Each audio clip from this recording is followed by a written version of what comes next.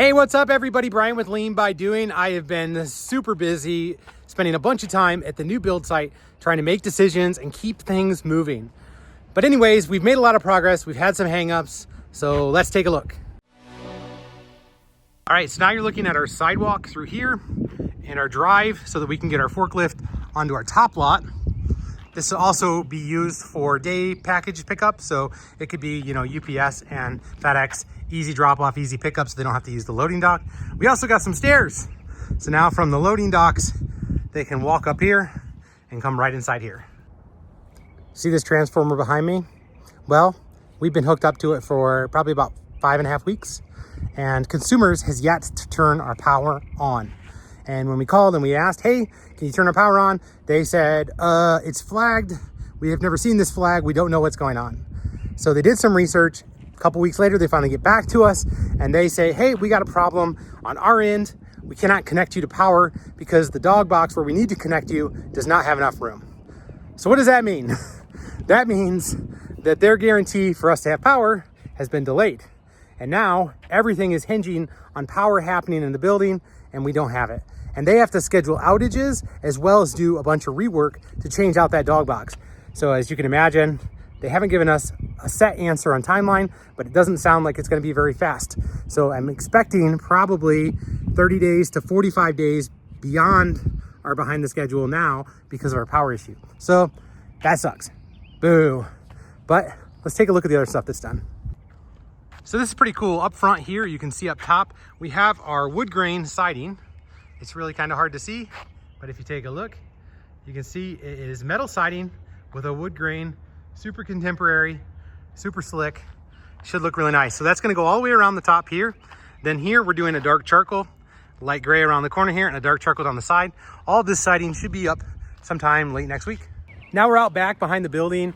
We have some slabs here. We're actually running a container along here to power our nitrogen generation system. And then we're running a container this way there for our air compressors outside. So both of those are there. Now it's a matter of getting those over here and getting all of the parts inside. And then from there, we'll pipe everything into the building.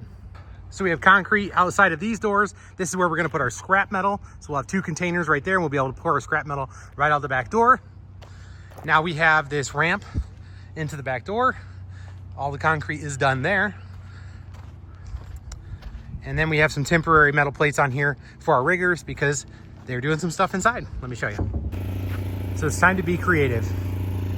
That is my little generator from home, powering the lights for my Mazak installers who are here, even though there's no power.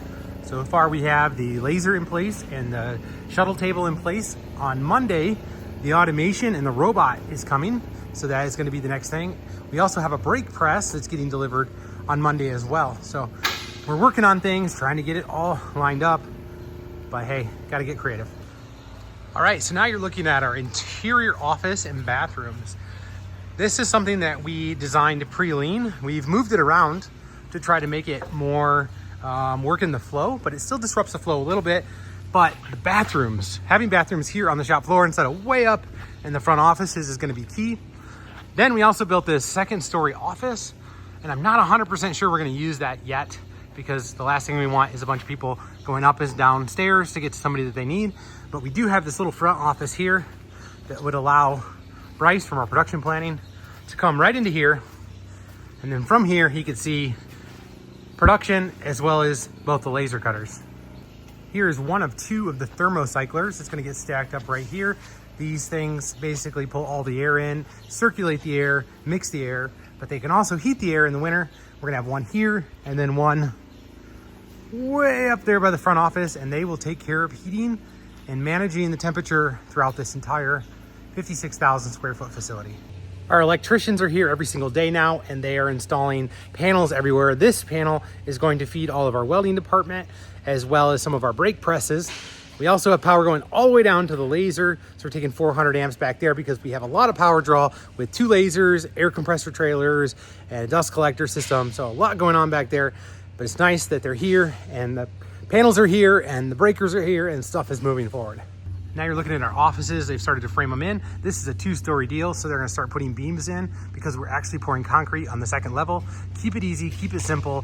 That way we can just polish the concrete and we don't have to put on a floor covering, and it's easy to clean, easy to keep up, and it'll look really industrial.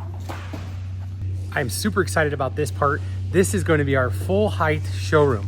So as you walk in this front door, we're going to have these beautiful windows and this door light coming in here, natural light. We can stage our vehicles across here, rooftop tents open, everything like that.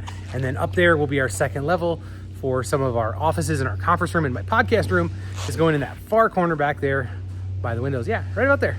It was pretty lean when we decided the layout of this office. We were able to gut all the offices out of it, so now it's just wide open space. But one thing that we definitely changed here on the site is a way to improve our break room. So let me show you. So previously our break room was about 30 by 30. It would end about right here. And then we had this 30 by 30 showroom with an overhead door and a really nice window, but that was gonna be part of a showroom. What we decided to do is say, screw it. So now we're running this wall all the way down the side here, and we're making this one break room, 60 feet, 30 feet wide, access to go out front to a patio, beautiful light coming in. So when you're sitting in your break room, it feels like a break. And a byproduct of all of this, by having this door here, we can actually host some events. So we could do lean user groups or stuff like that. We can open the door, we can have a barbecue. It feeds into here, and then we can use convertible tables that allow us to do training right here in our break room for large groups up to 50 people. When you're doing a project this large, you're bound to run into large obstacles. They're gonna get in the way, they're gonna interfere with your timeline, they're gonna delay you, and it's real easy to get discouraged and frustrated. But at the same time, you gotta be grateful and thankful for the opportunity to build a place like this that's going to make everything about our business better.